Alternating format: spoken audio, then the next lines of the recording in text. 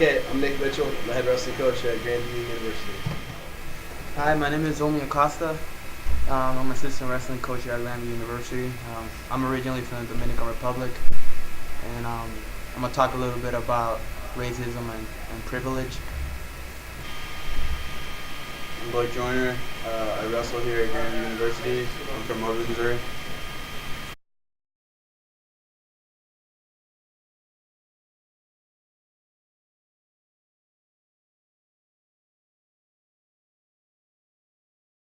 Racism is when there's prejudice against a group, a racially different group or ethnically different group for reasons that could be environmental through like influence they've had growing up from where they live, or it can just be social norm, it can even be political. Racism has a lot to do with basically the start of difference in color. So back when slaves were being brought over, they just started saying there needed to be more power for. I'd say racism is just a norm, like a social norm that's been brought up from basically a difference in color. So what do you I think environmental influence does, and a lot of that has to do with color and racial background, I would say prevention is the best solution. Prevention. So basically the influence that young children have growing up, it's all about how people treat them and how they're expected to treat others, equally. Mm-hmm. Like love should be our race, Or I mean, color should be our race. Love should be our religion, That's how I feel.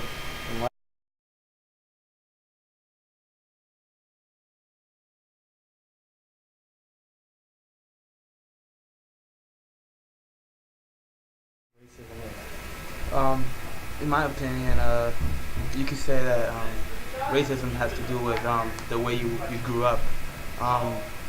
For example, I grew up in the Dominican Republic, which is it's a country divided across a little river divided with Haiti, and we have a lot of history that goes way back. So as we grew up and grew up in the Dominican Republic, we all the time feel that like the Haitian population is always somehow against us, which they're not. They're just regular people that are trying to live and trying to work and everything. Dominican Republic and Haiti is kind of like a microcosm of what's going on here in America with the white people and the Hispanics and the blacks. So basically, racism, I think it has to start from the beginning, because if not, it's a vicious cycle. So for example, if I was raised in a racist family, that means I probably am gonna be racist. In the future? Yes, definitely. I think that racism is learned. You're not born being a racist. Like, oh, that guy is black or Mexican, or that person is gay or not. I think it's the way that the media or whatever we come from pumps into your brain, and then that's how you react in different situations. I mean, privilege is. As in America, you can see that there's different volumes of poverty and different volumes of people that have money or not. So some people have the privilege to be born in a nice neighborhood with a white picket fence, and some other people don't have that privilege, or they're born and raised in like kind of like a war zone, if you really ask me. They have small resources, they have really bad school systems, and then again you look across the street and then you can see some other people having a better life, they have better school system and better everything. So it just depends on what area geographically you're at. I could see, I came from a really kind of rough neighborhood, and I could say like the toughness that I've learned, like how to be tough and everything, got me to be where I'm at right now. I feel like I'm privileged enough that I got a college education and everything. And I believe everybody has everybody has the tools to be successful, but then some people start their lives way behind others, and that's what makes somebody ending up being like really privileged or not. Like I said before, racism is you have to be educated. You need to go out there and educate people, and I know a lot of people are afraid to go in like to different areas and different things like that, because they think, oh, I might be going into this area or whatever. But I think we could break those barriers and get better educated to see how we could become together as a community rather than separate each other. I mean, I know a lot of things happened in the past between different races, slavery and all that, but sometimes we have to put a little bit of that behind and move forward. And I know that a lot of people are getting sick and tired of it, and you can become one community and move forward and get better.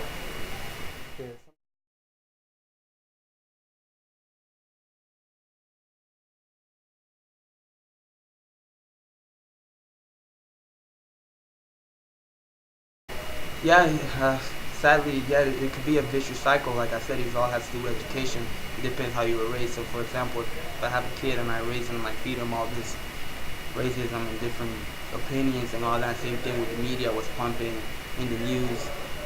Most likely, that kid is gonna end up being racist. So, like, the best thing to do about racism is become educated about everything. Like right now, one thing I could say, like for example, like what's going on in the Middle East with the Muslims and everything. Like right now, here in the media, all we hear is everything bad about the Muslim or everybody. So now everybody's afraid of the Muslims, and they think that all of them are bad, which is wrong. I mean, there are some of them, they're extremists, and they do bad to the world. But however, there's still good out there, and we have to believe that there's that greater good always, all the time, and start giving more people the benefit of the doubt rather than just saying they're bad just because where they come from.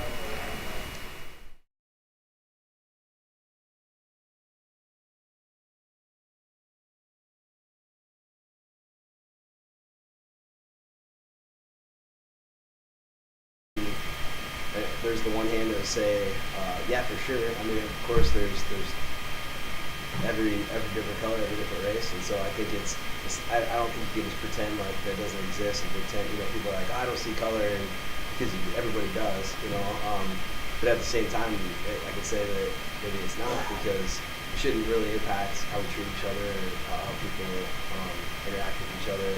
So I don't know. I guess it's kind of a yes and no question for me.